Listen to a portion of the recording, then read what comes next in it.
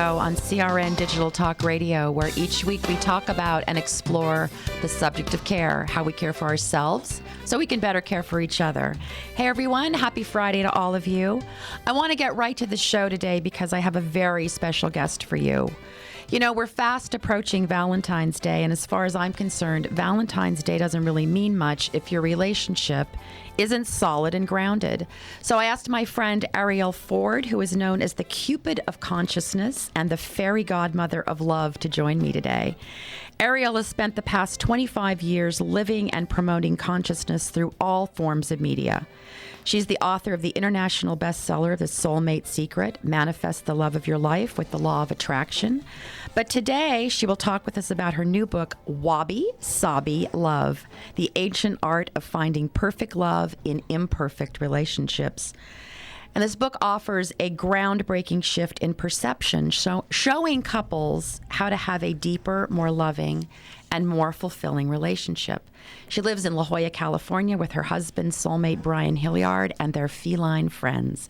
Ariel, welcome to the show, and thanks so much for being here today. Thank you, Cindy. How are you? I'm fantastic. It's so great to have you. Oh, I know you are on a tight time budget here, so let's just get right to Wabi Sabi Love.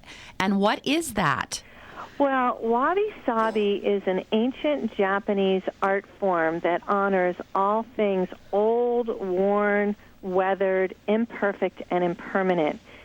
And it seeks to find beauty and perfection in imperfection. So, for example, if you had a big vase with a crooked crack down the middle of it, Yep. the Japanese would put it up on a pedestal and shine a spotlight on the crack. Or they might fill the crack in with 22-karat gold.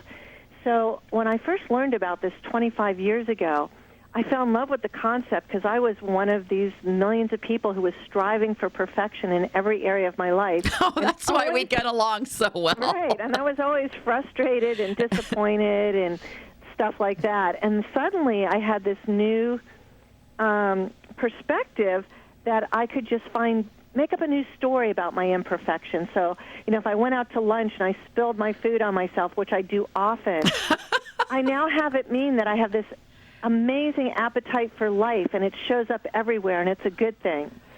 So after I got married 15 years ago, I realized I had zero partnership skills. I'd been single. I was a first-time bride till I was 44. Yeah. And I started thinking, well, what if I just applied Wabi Sabi to our relationship? What would it look like? Because I thought he was perfect until I married him. I found out he wasn't perfect, and I already knew I wasn't perfect. So how can we make lemonade out of these lemons? Right. And it really, really worked for us. And when my publisher heard about the concept, they said, okay, that's your next book. So that's how it all came to be. So you say that being a perfectionist in your relationship is a dead end to happiness, and boy, is that true. Can you explain why that is? Because so many of us are walking around dissatisfied, and we don't know how to fix it. Yeah, well, here's some facts that are going to just scare everybody. Oh, great. 50% of first marriages, 67% of second marriages, and a whopping 74% of third marriages all end in divorce. You've got to be kidding me. No, those are the real statistics. And, we've all been conditioned to be seeking perfection in every area of our lives, when the truth is we really need to learn how to accept the flaws and imperfections and limitations in ourselves and each other. And if you don't do this, you're constantly going to be upset. And it's really a simple shift to make. It's really about choosing to see your beloved through rose-colored glasses. Yeah, I love that. I really, really love that, because so often we go through seeing life through rose-colored glasses, and then we're so critical of our partner that it's a disaster. Yeah, and there's a researcher at the University of Buffalo named Sandra Murray who's really looked into this deeply, and her research has shown that people who idealize their partner have more happiness and satisfaction in their relationship, because the happiest couples focus on what's right, not on what's wrong. And they actually call this the Pygmalion effect. It's the phenomenon in which the greater the expectation is placed upon someone, the better they perform. It actually becomes a self-fulfilling prophecy when you see your mate as you would like them to be.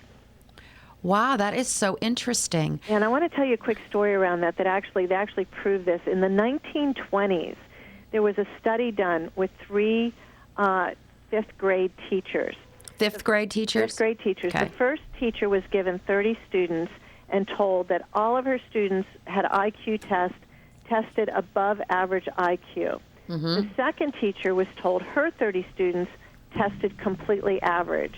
And the third teacher was told that all of her students tested way below average. At the end of the year, teacher number 1 had straight A students, teacher number 2 had average students, and teacher number 3 had all students with D's and F's. And at that point, they were told that 100% of all the students had tested average, but the students performed to the level of the expectation of the teacher. I totally believe that because I was a teacher in a former life. And, I know that when you go into that classroom and you just expect them all to rise to be the cream of the crop, then they do that. Yeah, exactly. So it's the same with your mate. If you're living in, oh, he or she doesn't give me enough attention, doesn't care about me, blah, blah, blah, it's the law of attraction at work. Yeah. You get what you expect. Right. If you're Dr. John Gottman, who's one of the leading researchers on marriage, mm-hmm. he says that for every negative piece of feedback you need to give your mate, you first give them 5 positive pieces of feedback.